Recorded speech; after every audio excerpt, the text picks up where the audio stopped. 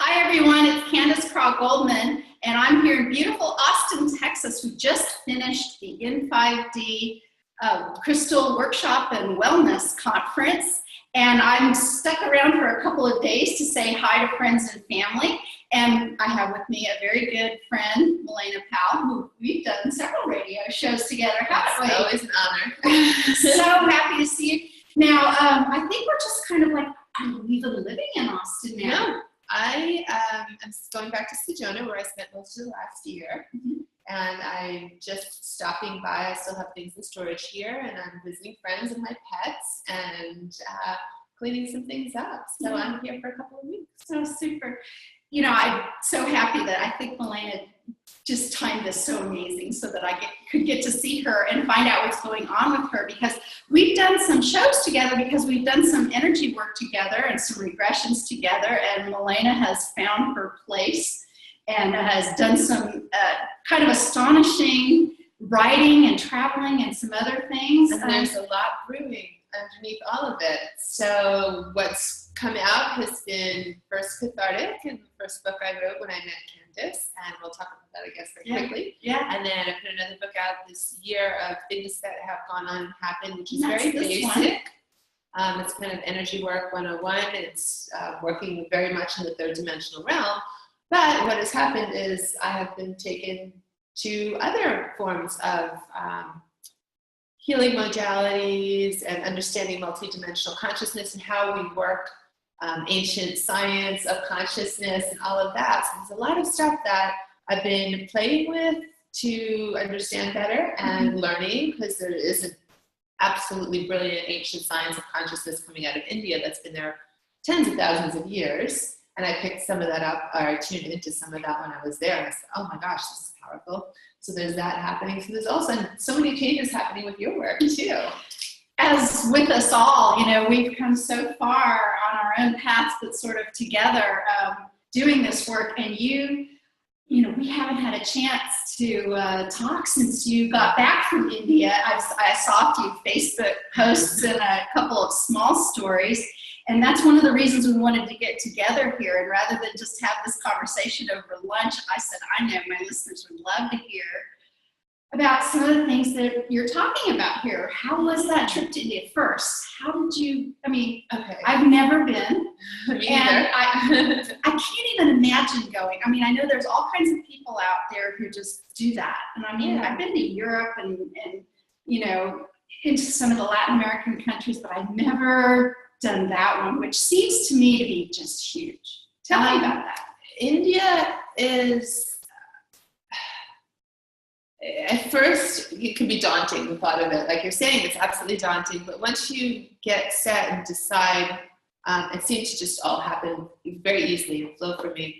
So I've been fascinated with Indian culture, Indian food. I'm sure I've had lifetimes involved in that culture for decades. And then I had spiritual teachers with the roots of that all went back to ancient Hindu and other texts and teachings from India. And so it's always been there, but it was always like India came to me. I had no need or reason to go. So last year, or a couple of years ago, I befriended someone who was part of the Oneness program, which is a big university, Oneness University.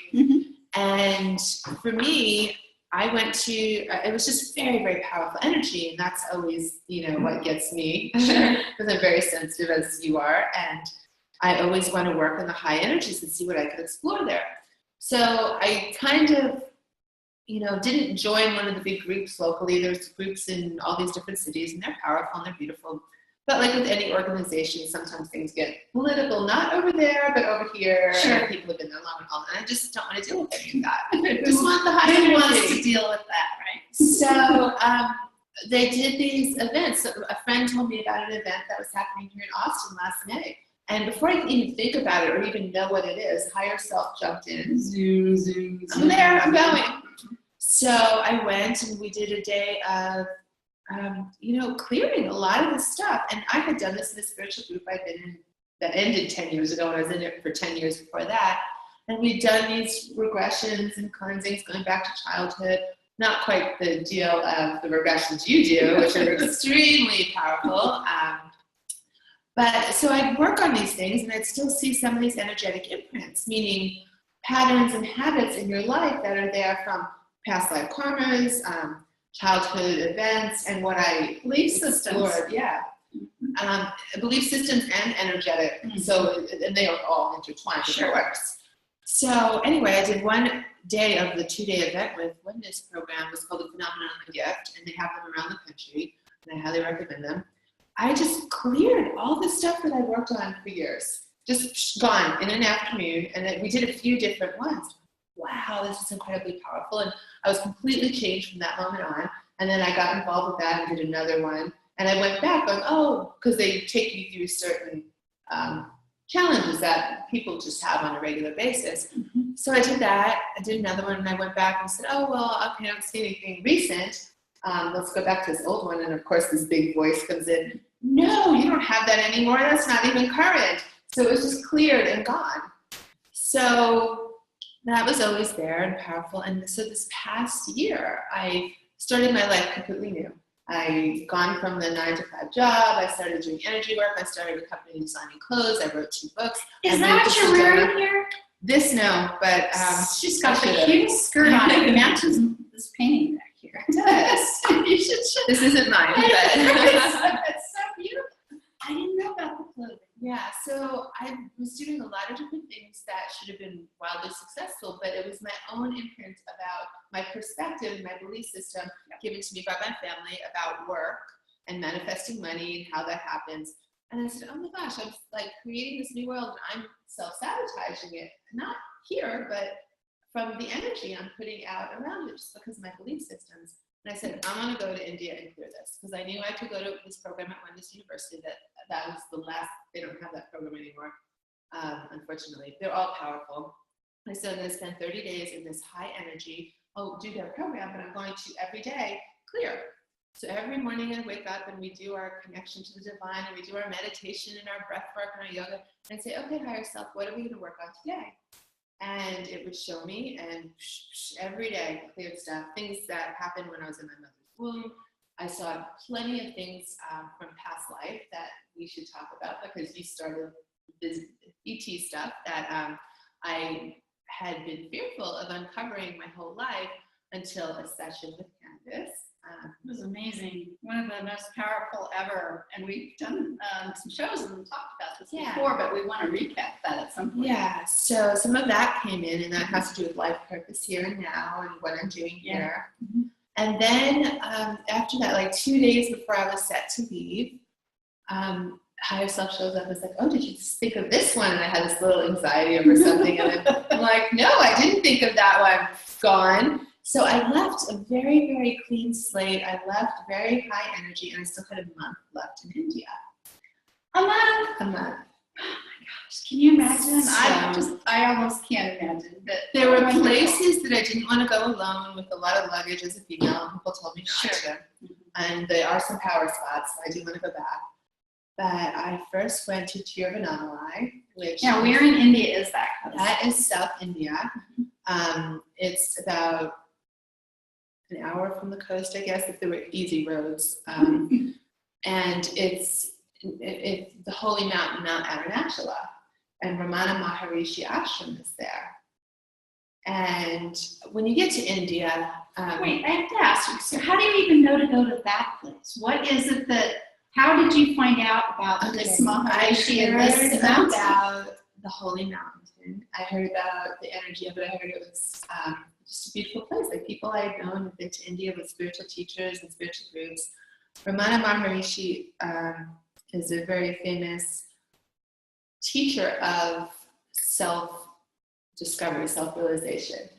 And I ended up, this is all very synchronistic, because I didn't know this at the time, of course, that Muji, who is a YouTube amazing teacher, guru of enlightenment, I'd seen his videos, I could feel he's the one who laughs a lot, isn't he? Yes. So you all know who he is. it turns out, and I did not know this when I planned to go see Muji, it was an afterthought, because I had seen Muji videos, and I said, oh, Muji goes to Rishikesh, let's see if he's doing satsang in Rishikesh. And he was when I was there. My last 2 weeks were his first 2 weeks. So I just planned it. I didn't know. But Muji's teacher was Papaji, who was the devotee of Ramana Maharishi.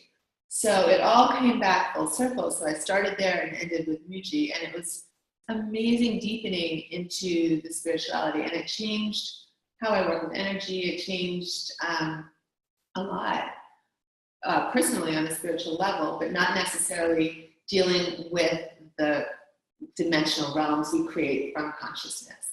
So it grounded me more into the state of consciousness where you are just awareness.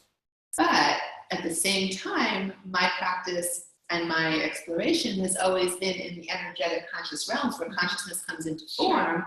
So it was kind of like a full circle. There's this thing going on in the background, deepening into the awareness, and it gives you more understanding and ability to play in the world as a pure, clean, source. So yeah, it was fascinating. So I'd heard about all this stuff from friends. Yeah. So I've gone down to Maharishi's ashram, and I'd also heard about this lady called Shiva Shakti, who is amazing. She's like this tall, very tiny, very petite, elderly lady, almost no wrinkles on her face. Really? I have way more than her. And she just gives darshan 15 minutes a day. So our darshan is an energy blessing.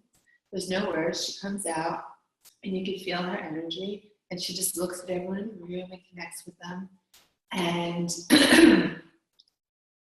she kind of looks at you, and sometimes she looks up and down. She looks at me right here. She does this little thing with her hands, and then bam, you're blasted with this energy. And there were days I couldn't even get up and walk out of there. So I started my mornings with Shiva Shakti, and then I go spend my afternoons at the Ramana Maharishi ashram. And they have programs all day long if you want to learn scriptures and learn his teachings and things like that. But what was profound was the heart vibration of the place. Every day, my just heart being there, was just exploding open. And that was all of Tiruvannamalai. Just every day, it's like the heart center of the world is what it felt like. Just every day, explosion of the heart. You don't have to show up and do anything. It'll just happen naturally. And that's what was so interesting about India, because when you fly in, you feel like I flew through France to India, so I had some stops in France. And I felt the energy of France being very condensed and dense. Like there's so much structure there and so much sociological and societal norms is what I call them, that everyone is the same way. It's very dense. And you get to India and it's this crazy energy. Just when you get off the plane, you can feel it. And then you realize all of India is just chaos. that I heard. Complete chaos. There's no driving in lines and lanes as we do. There's just people flowing, cars 6 inches from each other. No one gets in accidents. You're just in the flow. The animals are on the road. The dogs are in the middle of the road. The cows are in the middle of the road. And it's just, everyone just naturally, somehow it works. And I would never drive there. No, because your norms are somewhere else, right? Exactly. It's fantastic. And the buses are the same, doing the same thing. It's just wild. So yeah, complete chaos. But then the energy is very bright and lit. So anywhere you go in India, there's some of that. And there's every street corner, there's temples. All the old villages have ancient temples. And you can feel the energetic imprint of people doing prayer and devotion and sacredness everywhere. So it's just so built into the culture. It's just woven in. So just being there anywhere in India is just fantastic that way. It's amazing. Well, I was telling Milena as she showed up today how she just looked fabulous. I mean, we've known each other now. When did we do our first session? 2014. So it has been 3 years. You look younger and you are glowing. You look amazing. Thank you. Well, I think the same about you too, because working in vibration, when you you clear all the time, and you've got higher energy flowing through you. It's timeless. Like Shiva Shakti, the wonderful little lady, she's ageless. And the more you disappear as a self, and the more you can live as the conscious being that you are already. You don't really have to do anything. You already are that. We just forget and you have to remember. And that's what a lot of India was, just going back into that remembrance. So yeah, I feel like I've shed so much weight in so many ways. Like all that heaviness. And I come back and I feel it's so much harder. Like normally we're driven by our patterns and our habits and our belief systems, which is what I talk about a lot in my first book, Living in the Light, Living in the Heart. You know, we can work on those forever, or we can decide, you know what, that's not really me, that's this mind version. I'm something deeper than that, and that mind is not me. And I think I love the definition of what Oneness University calls the enlightened awakened state.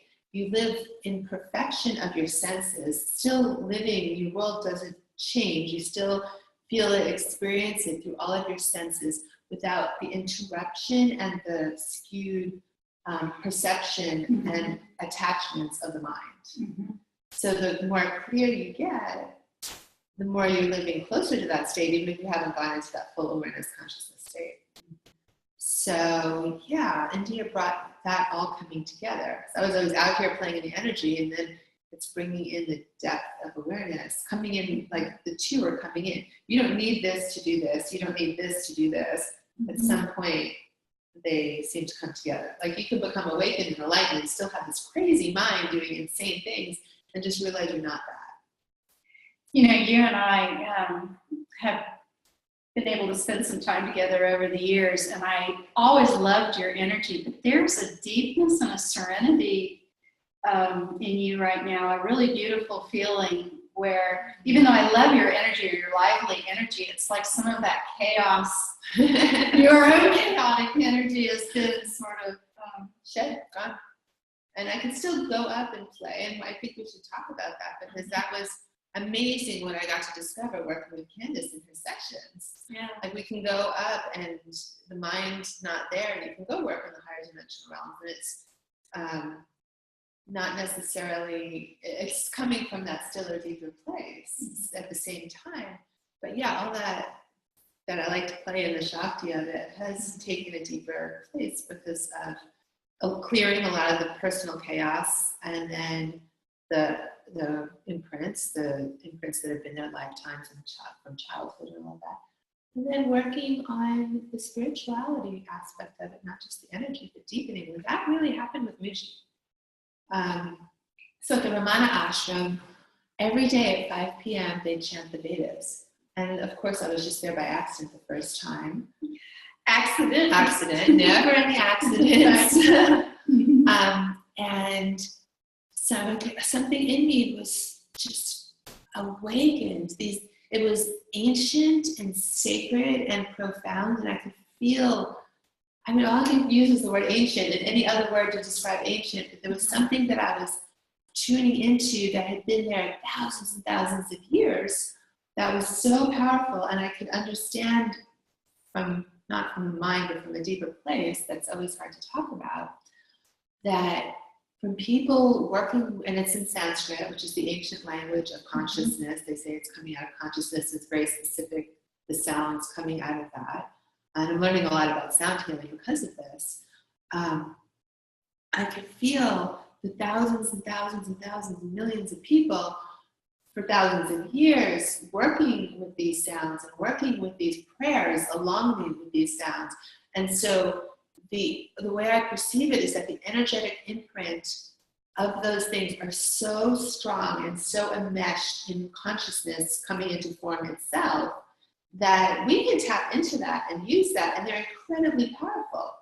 So it's opened a huge book of things that I want to learn, and how to bring some of that ancient consciousness technologies like japa, yantra, mantra, what else? There's a few more that don't look at me. I don't quite know about this stuff yet, which is one of the reasons this is so fascinating. Yeah. So how do you tell me? And just the Sanskrit and the chanting, which just comes into mantra, to use that moving forward. And that ties into some things that have happened from my next book called The Language of Light before I even went to India.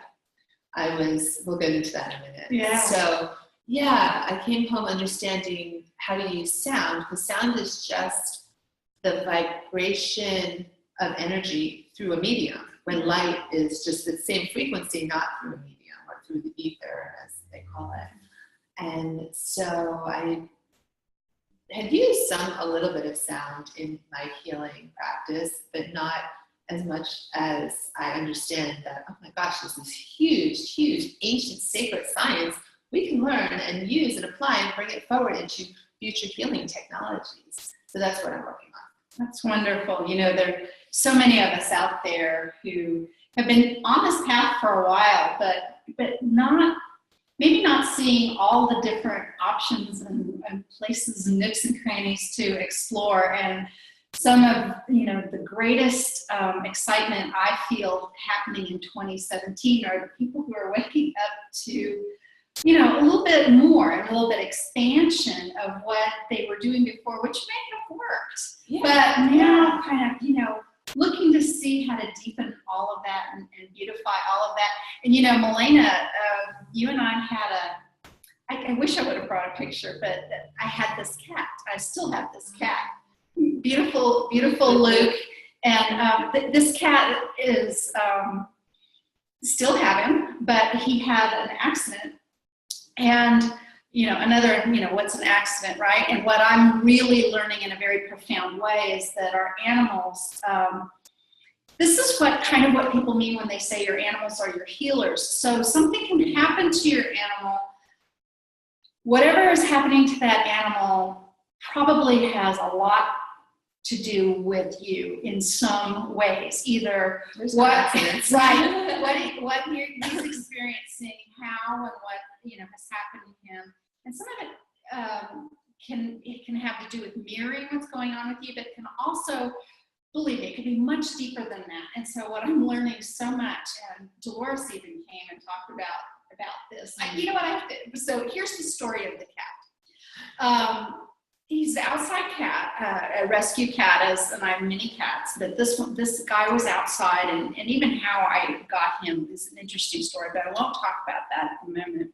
But brought this cat home, and one day he just didn't show up for dinner. And, you know, occasionally that happens. Outside cats, they're out, you know, hunting in the hedgerow and can't be bothered. Mm-hmm. But he didn't come, you know, he wasn't there one day, and then he wasn't there the second day. And I hadn't seen him around, and that's cats, I know. Yeah, and that's when I was like, okay. And so then I really started looking for him. You know, is he trapped somewhere? Is he hurt somewhere? And I started looking for him. And on day 3, I was really looking and really just not feeling very well in my internal being about what was going on with Luke.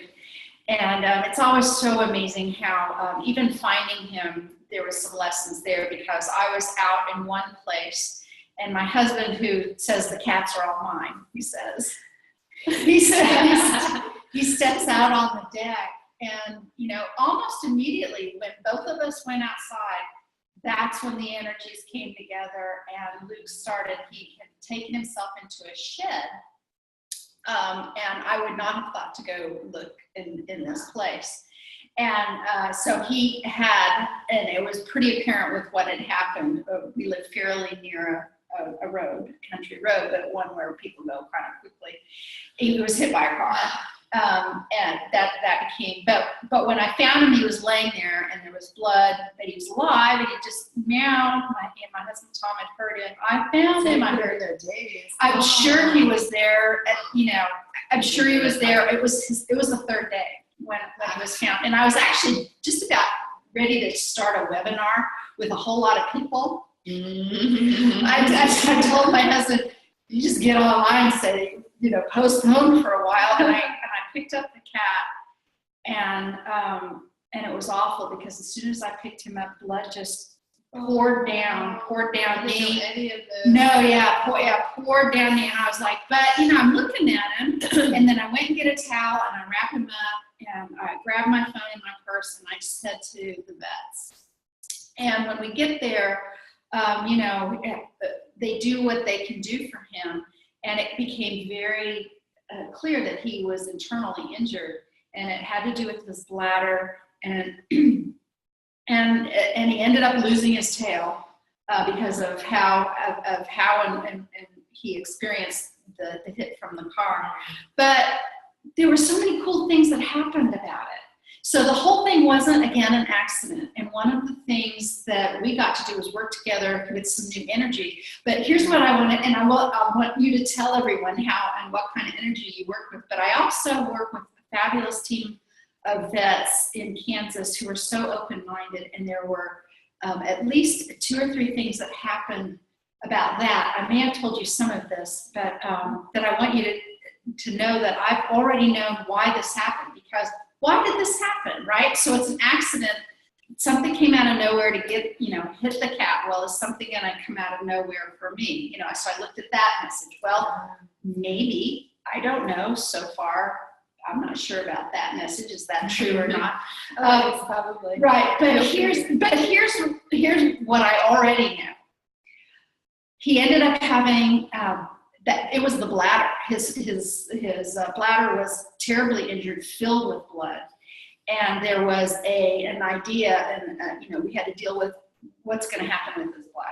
And so the vets were expressing his bladder, supporting the rest of his functions to get him, online and healthy. But basically, it was, we need to see if this heals, and he couldn't pee. He couldn't urinate on his own. He had to be picked up, and his bladder had to be expressed, and they did that for a while. Yeah. And he was improving, but he wasn't able to urinate on his own. Then it was time for him to come home, and I had to learn how to do that myself, and I'm like, come on, Luke. Come on, heal, come on. Because you can't let a cat go, right, for more than 4 or 6 hours. How long can you go without peeing, right? And he couldn't do it by himself. And I'm like, okay, that's all I need is to, with my schedule and the things I'm going and I'm like, what's going on here? So I'm really thinking about this, and that's when I tap into some of my own higher wisdom. And I say this to my vet team. I say to them, because I'm, it's like Wednesday or something, and I'm taking him home over the weekend, and I'm going to have to do this. So on Wednesday, it just like my higher self, like you said, just comes through. And I look at the vet team. They're used to me saying stuff like this. But I look at them and I say, here's what I want you to do from now until Friday. Every time you pee in the bathroom, I want you to imagine that energy. That's right. Yes. And I want you to think about Luke. And just imagine him peeing, send him that releasement energy, right? And you know what the first thing was? Okay. That's the way it worked, right? So the whole vet team got on board with this, the receptionist and everybody, and I'm telling everyone when they pee, right, to do all that. And it ends up that I have to express him a little bit, but pretty soon he comes back to being able to pee on his own. But in the middle of all of that, we get some energy healing from you. But before you even say what that is, I want to tell you this part that I know you know. Okay. So you all know my fabulous, amazing teacher, Dolores Cannon. And so she came to me at one point. I was so happy. I don't connect with her every day, but sometimes so brilliantly. And all of a sudden, she's there, and she's giving me some information. And here's what she says. So we do these regressions, right? So for years, and we're all learning here. For years, practitioners and clients alike tended to limit their water intake.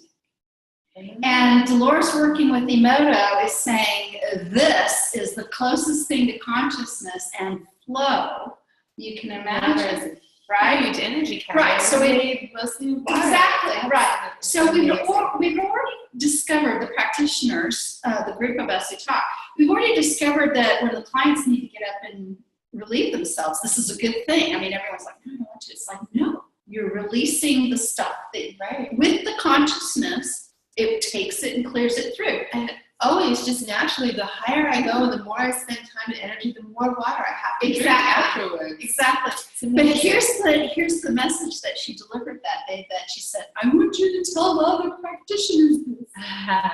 Tell me. You as a practitioner, if you have a full bladder and you're trying to ignore that and take care of your client and not interrupt anything, you as a practitioner are holding on to the energy of what? Holding on. And contraction. That's true. And you want your client to release the stuff that's no longer working for them. You are aligning with your client's energy. The worst thing you can do is sit there and have to feel like you have to be. That is so profound and so true. It's Because what just happens true, is, yeah. like, I love meditating in groups because the energy combines. And I think Buddha said you should always have a sangha. One of the most important things is to have a sangha, which is a group of people that share your practice. And then we do that in a second. A sangha. A sangha, just a group of spiritual practitioners that share that. Because what happens is you are all connected, you're all of the energy of consciousness, but we're coming into form. And this form probably has this huge heart opening, and maybe I have this open or this open, and we come together and we work on each other's energy bodies without even realizing it. This is just what happens naturally in this world. And people don't think about that, and they don't feel that, and they don't realize that. So yeah, you and your client are one in that session, which is, you know, you've always been such an amazing, I can feel that coming from you because I'm sensitive to energy, and because I can feel you being completely open and right there doing, when we did the sessions, right there with me, not separate, involved in this energetic, So yeah, it's so simple, but she said it because we don't think the obvious. Yeah. We always go right past the obvious for the complex. We try to be nice as practitioners. We don't want to interrupt anything and have it all be about the client. And Dolores is like, no. And that's when she said, this was another lesson about Luke. So the whole thing was set up for me to even be able to say this on this show right now, because even though we're talking about quantum healing practitioners, you're talking about any practitioner or any just two people. Exactly. Anytime. Exactly. So if somebody is, I don't know, let's say crying or trying to release something, and if you don't cry or you don't pee or don't whatever, if you project or embody an opposite energetic, you're not helping them. No. You're not helping. You don't need to cry with them. You just need to hold space for them. Exactly. And maybe if they're stuck here and it's welling up and coming out, and you're open here, that's going to help facilitate that crying. Exactly. But also, if you need to get up and pee, sure. So let's have cheers to that. So so Dolores and Emoto are coming together, and I just heard somebody else saying that they were channeling. She said this particular channel said that Dolores is bringing in Newton, the scientist, which is really interesting because, of course, Newtonian physics is now thrown around as a thing now. But anyway, it's still part of how this reality construct works. And that's what I see. Like, people say, oh, we're going to, and this is a phrase that I get caught on all the time because I studied genetics in college. I was going to be a genetic engineer long lifetimes ago. It didn't happen. For many reasons, other than I think not a wise thing to do for this, for what they were trying to do with it and for this reality construct we're in. But people go, oh, we're taking our carbon bodies to crystalline bodies. Well, you cannot have a physical body and not have it be carbon-based. Let's talk about crystalline in a different way. Let's talk about you're never not going to be in this third dimensional reality and not have a carbon body because it's not going to function. You can charge and energetically rework with your DNA. You can use crystalline energy, meaning structured, we call them light, etheric crystals, things like that. But you're never going to not have a carbon-based body in this third dimensional reality construct. So Dolores working with Newton is fantastic because we do have basic science paradigms that they have figured out, and some of it's right and some of it's wrong. But we can learn how to manipulate and use consciousness to manipulate this third dimensional reality. We can include other dimensional realities in our own reality construct and how we view and see the world and how we operate in the world. And that's where I'm really trying to push the limit and understand that and figure that out. But I come from a science base and I love physics. And I can't see that we're going to live in a third dimensional reality. If we leave these bodies, yeah, okay, fine, great, we're crystalline. We've got energy structures. I've seen that in other, we can get into that later. We can get into all kinds of things. Yeah. You know, just to finish up the Luke thing, will you talk about what that was like? Because not only was, you know, my wonderful vet team taking care of Luke, we happened to be chatting about... Because I had a cat experience, and I posted it on social media. And so imagine that. You have a cat experience, and I have a cat experience. So I have my cats. I had my cats I had gotten with my ex-fiance, and we got them because he had a cat that was missing. So they were my cats, but they were there because of him.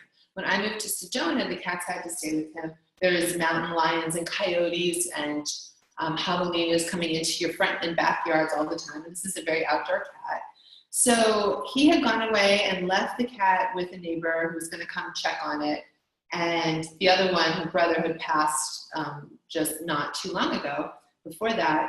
And so she was alone, and he'd been gone. He was supposed to be gone for a week. I guess he stayed a week and a half, 2 weeks. He comes back, and Loki, my cat, is missing.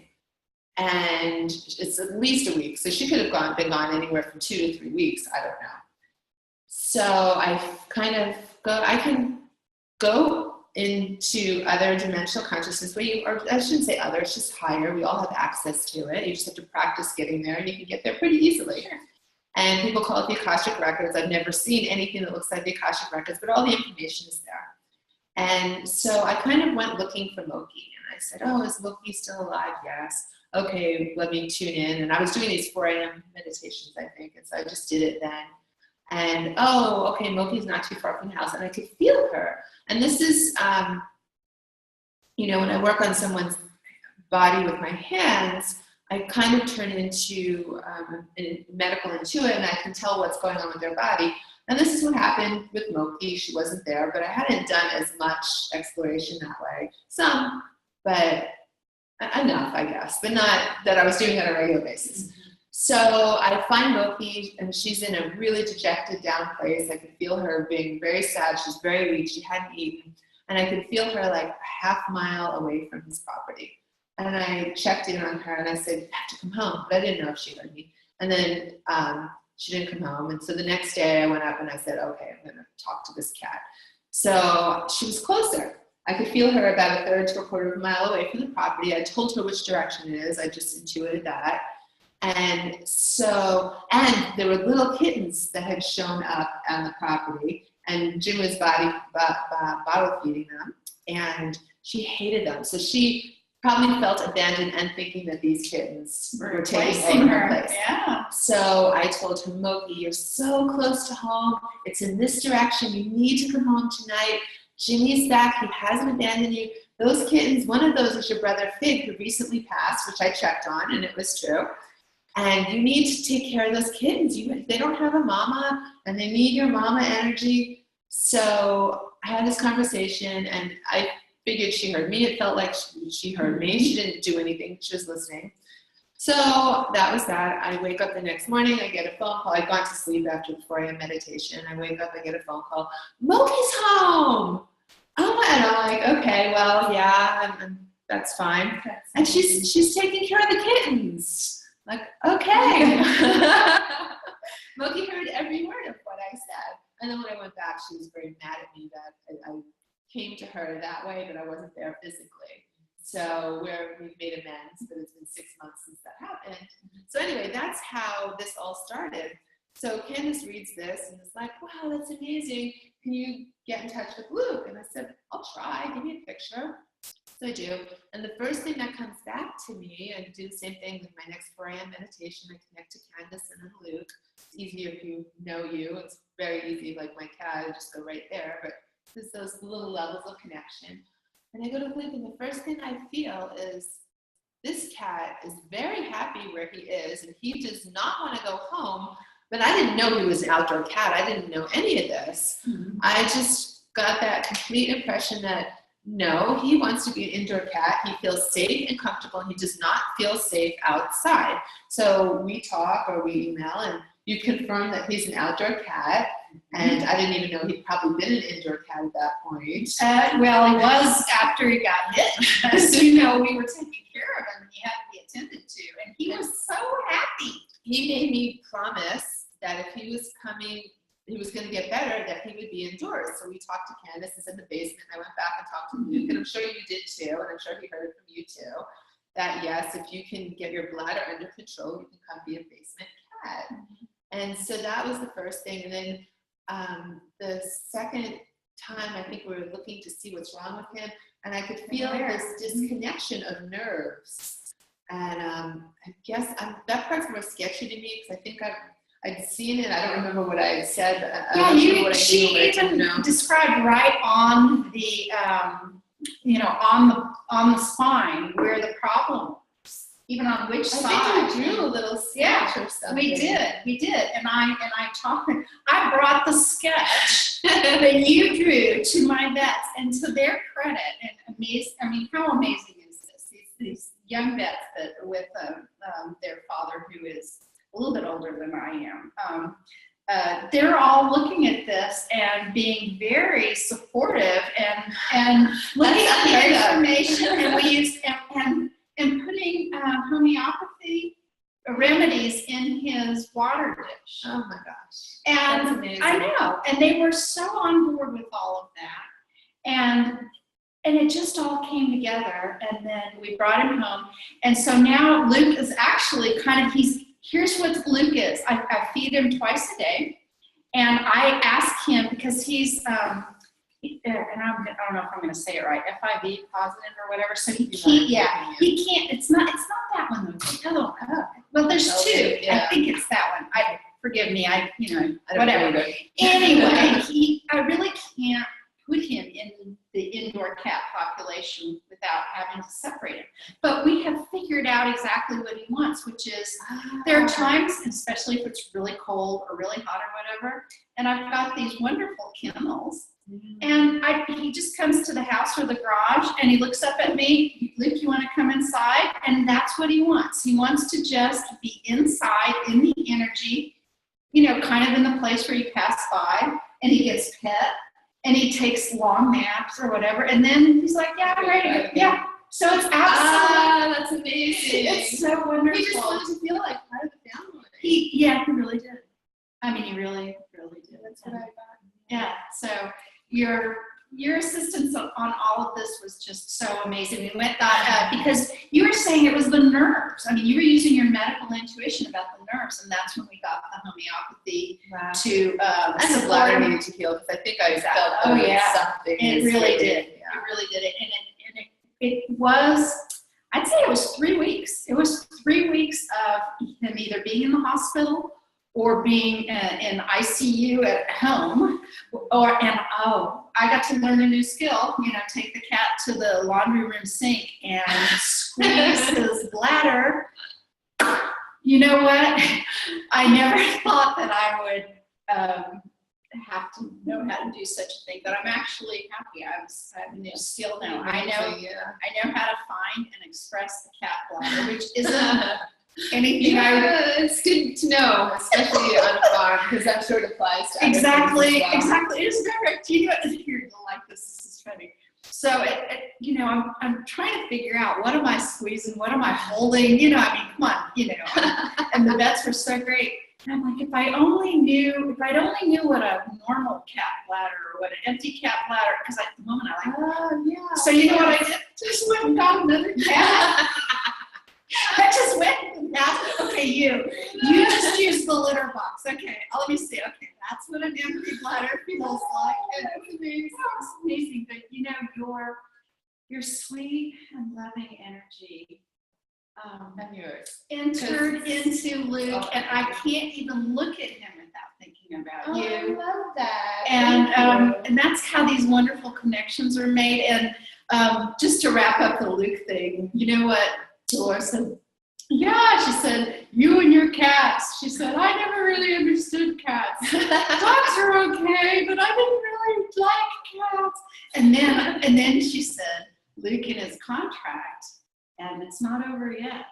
Isn't that interesting that there's like these things, we've already gone through 2 or 3 things about Luke showing up at the farm, and they're not over yet, including the fact that cats with this disease, and Jess is going to be mad at me because I don't remember exactly which one of those 2, aren't,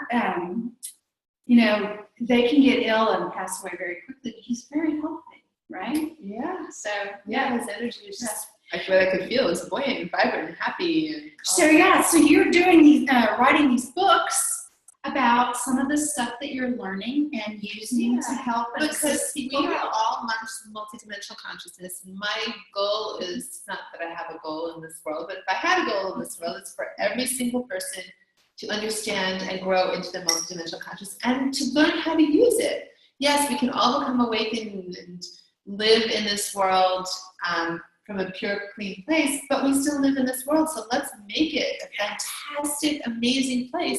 And let's use all the skills we have been given in these bodies. Yeah. We've been given so much that we just are barely scratching the surface on.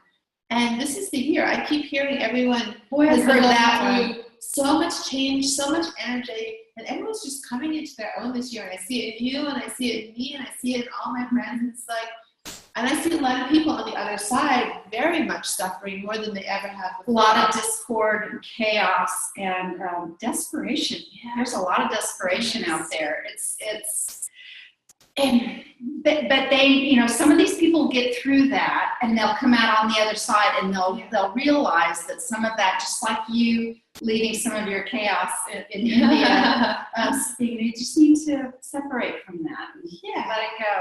Yeah, and everything's always in its perfection, and I think that's what I was shown one day too. When I was, Candace knows the story, and I'll go very quickly because I think we're going to try to go eat Indian food before Milena takes me to the airport. I don't know. Yeah, we're coming to the place where we need to stop. But yeah. So when I was 9, I had childhood full of ET experiences. This is how Candace and I met. And me being in the panic of still dealing with these 40 years later, and we're not dealing with them 40 years later. There was still a lot of fear and panic in my body. And anyway, one of my memories I was given, I was 9, I was taken to a burnt out planet, and I was shown devastation, destruction, and everything being ashen and burned and charred. And I was told, you were to stop this from happening on Earth. And of course, I'm 9, and there are 3 beings with me. And I'm like, I'm 9, I don't know what to do, I don't know what to do. And we come across Sherry Wild, and then a gentleman named Jason Quid, a bunch of people who have had that same exact, maybe a little different variation on how they were shown the Earth. So that has always been haunting me for my whole life. And they had the same exact ones, and they were working in their own way to help change what's happening on this Earth. So you want to go into consciousness where there's this 3rd dimensional reality doesn't matter. Everything's always in its perfection in all of consciousness. We are that consciousness. We are stepping into and out of varying degrees, but this Earth is at a critical juncture. We've destroyed so much of it. So when I was at Oneness University, I had revisited some of the 9-year-olds, and this isn't in a program they gave me. This is what came up for me personally. They don't go do space aliens and things like that. I wondered about that. I mean, about your particular ET, whatever, while you were there. So I was revisiting that, thinking, oh, I'm here all alone and all this stuff. And I saw one day, it was very blue, deep, deep blue space. And I saw all these like little outline crystalline beings, like in that realm, just outlines, crystal, like white crystal sparkly, jumping into these little pods and coming to Earth, thousands of them. And I was one of them. And it obviously wasn't through a pod, but that's what I was shown in my vision. And then a couple days later, something else came up from the 9-year-old memory, because obviously it's a huge, huge imprint in this body and past life and karmic. And I was shown the world in its perfection. And I'd seen some horrible YouTube video of a dog with ears cut off the night before, and I was still thinking about it. And I was shown that even that was in its perfection. Yeah. And what I was shown was the Earth, and then I saw butterflies coming off the Earth. This is a little bit like a Hallmark card that I really don't need that. But the next time I was in my mind, I got swarmed by butterflies, just showing me that even though I was upset about something, it was still in its perfection. So that happened. But then the next scene, it almost jumped to the earth and the devastation where it is now. I saw the coastline. Some countries were darker. It was like the earth and just outlines of the continents, and then dark spots, dark places where it was most damaged. And we are most, as the human race, most damaged, and the earth itself. And so I was just shown that as part of, this is where we're at. We're not to that complete devastation I was shown when I was 9, but this is where we're at, and we need to do something about this. We can let it go, and then everything gets destroyed. But right now, I was also shown right now is the critical juncture. So which way are we going to take this, and how are we going to be a part of this? We're all here. It's the strongest and bravest souls that came down to incarnate on this planet at this time. We're here. Let's do this. And I was also shown everything I was doing, think bigger. Think bigger. It's all time for everyone to think Great big. message. Great message. And that's a message that's coming out for many of us as well. And so, well, tell us about your books and list them all, and tell us about the projects that are coming up. And then we'll do this again when you're ready to talk about what's happening next. So the first book was my childhood ET experiences and my sessions with Candace, and how that all ties into what's going on with the planet now and why it's happening now. It's called Ancient Entanglements, and I didn't bring a copy of that in. Yep. But it's a blue cover. You can find it on Amazon and on other online resellers. They probably have to order it, but it's available. Then the second book is Living in the Light, Living is the Heart. And this book is very basic, living in third-dimensional bodies, working with the emotional body, working with the energy body. It teaches people, and working with the mind, which is our belief systems. And this one, I think my favorite part about this is that in doing this work, I came to understand personally for me, so it's a theory, a postulation that I'm putting out there, that love is our sixth sense. What we know as human love is actually incites physiological responses in our body. It has the same form as the other senses. It's taking us towards or away things, from things. And it's what comes down from the higher dimensional realms. What can we feel seeping through from the higher dimensional realms? There's unconditional love in the realms that, I don't know the fourth, the ones above it. I felt that, I've experienced it. So what can't we see, but what can we feel from our higher dimensional beingness? And so I believe that's love, and I believe what we understand as human love is not the same as unconditional love, though crossover. Approximation. Yeah, and so following that or running away from that does the same things as our senses do. So this talks about love, but all the exercises are helping us understand our multidimensionality, helping us feel energy in our body, helping us access other energetic realms, which we all have access to with some practice and repetition. And so this is very basic 101, third dimensional. When I was finishing this book, not even finishing, but getting close to finishing it, I was doing these 4 a.m. meditations. And one morning in September, it's past September, I was woken up at 3:13 a.m. with a symbol in my head. And it said, write this down. This is a spiral symbol, and it's got almost an infinity line through it. And I was told, write this down, and I did. I got a piece of paper, and it was called HAR or something, and it was a sign for creativity. For the next 47 minutes, other symbols came through. Same thing, definition and pronunciation. And they told me my next book is going to be called The Language of Light, and that's what this book is. And these are symbols that are like the ancient Sanskrit languages, the ancient yantras and mantras and all of that, that this is why all the work tied in from going to India. These are symbols that are going to be produced, empowered with an energy, and they will help us, go into that imprint and help bring that into our life. When you clear and clear and clear, like I did in India, you still, like if you're trying to manifest money, you can clear all the things keeping you from money. But if you've never had a lot of money in your life, it's going to be really hard for you to understand how that feels. And you have to understand that to make it part of your reality. So these symbols there's no symbol for money, but it's different kinds of healing and things like that. So it will bring those things in that you've never experienced before. You can clear all you want, but you're never going to get your $1 million if you don't know what it feels like to have $1 million. You need to bring that energetic experience in somehow. You can imagine it, visualize it, all of those things. But you need to make it really real. And thoughts are the first form of making something real. So these symbols work in that way. We're consciousness. We don't need these to work with consciousness, but when we're still a mind, and the mind looks for those things, so I'm working on, and so a medium in Austin named Richard Cisneros, a gifted medium who I hooked up with because of the last book, the last chapter of the last book, Synchronistic Events. He gets this message, I'm supposed to work on this project with you. And I'm blowing him off. I'm like, no, I know what this project is. I'm going to do it. No. But he has clear hearing. He can hear, and I don't hear so clearly because I've shut all this stuff down. I can go and be perfectly open and awake and is an energetic channel when I choose to be. But I block it off. But he's a completely open channel. So he's telling me some other messages for me to get to work and not doing what you came here to do, meaning, why are you working with these people? You should be doing this other thing. And he's supposed to work on this project with me. So we just had our first meeting a couple days ago. So that's part of the reason why I'm in Austin.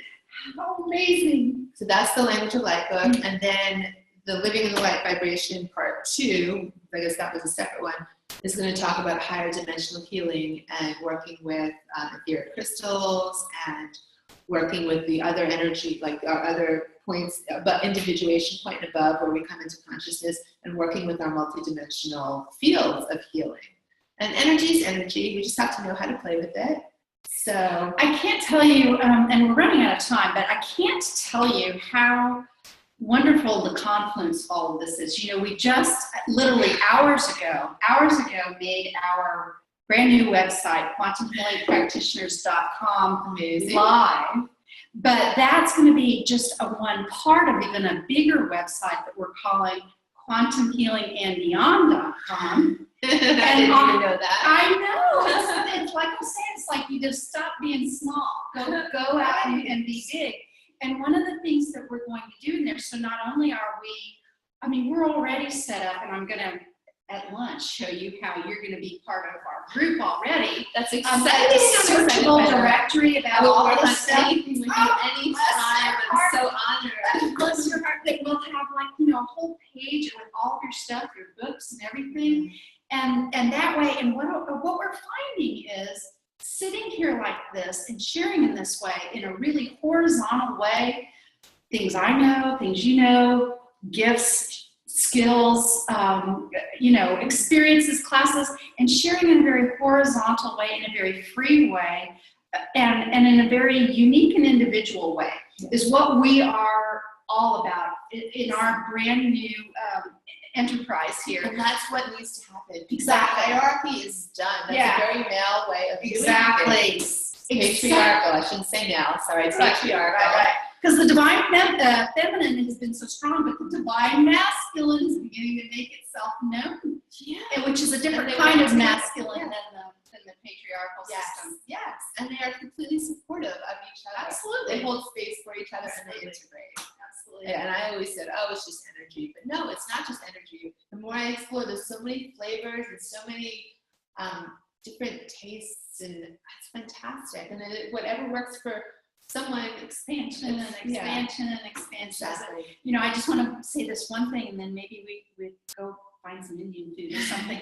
But when you were way back in the first part of the interview, where you were talking about the chanting being in Sanskrit, do you know what happened? I got a download while you said that. Because I love this. I know. She's so into. I love this so much. So, a lot of clients have come to me for a very long time who either see symbols float by or have downloads of symbols. And, I've always thought, well, that's cool. It's never really happened to me until the last couple days. And I'm like looking at these symbols and I'm going, well, I wonder what these symbols are. I'm really going to start to pay attention to what these actual symbols are. Maybe this is what my clients have been saying for all these years. I mean, I've had other experiences, but I haven't had the symbol ones. When you said the word Sanskrit, boom, in my head went, that's what you've been seeing. Oh my goodness. That's what she's been saying. Wow. So how amazing is that? We have a lot more to talk about. We certainly do. Milena, how can people find you? Do you have a website? I'm in the middle of revamping my website. It's livinglightVibration.com. That name was given to me in a download driving along I-35 in traffic in Austin. I scribbled it down And then a couple years later, I threw up an energy work website. So now I'm in the process, while I'm here, rebuilding it, to talk about the books, to talk about multidimensional healing, to talk about sessions, because I want everyone, and just information, how people can do this themselves. Yes. Because no one needs a teacher. Everyone just needs their own Exactly. exploration. Exactly. Right. And help from each other. Right. So and the knowledge is there, and the knowledge is free. This is something we're all supposed to be doing. Yeah. But having said that, I go to someone for QHHT because that's your expertise, and that's a beautiful exchange to offer for, money for that, because that helps me go take care of things that I couldn't take care of on my own. And that's why I went to India. I needed higher energy to clear what I couldn't clear on my own. I knew how to do it. And if I did it, it was taking me too long. I wanted instantaneous. So we're all here to share like that. But there's no hierarchy. So anyway, there's going to be a lot of information on that website. Say it slowly again. LivingLightVibration.com.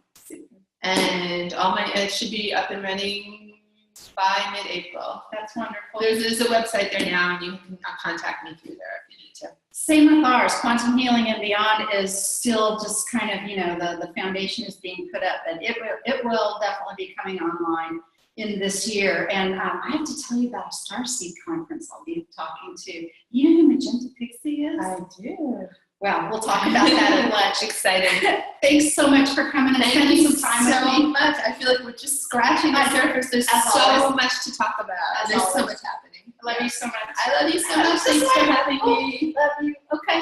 Bye. See you all later. Thanks for joining in. Thanks.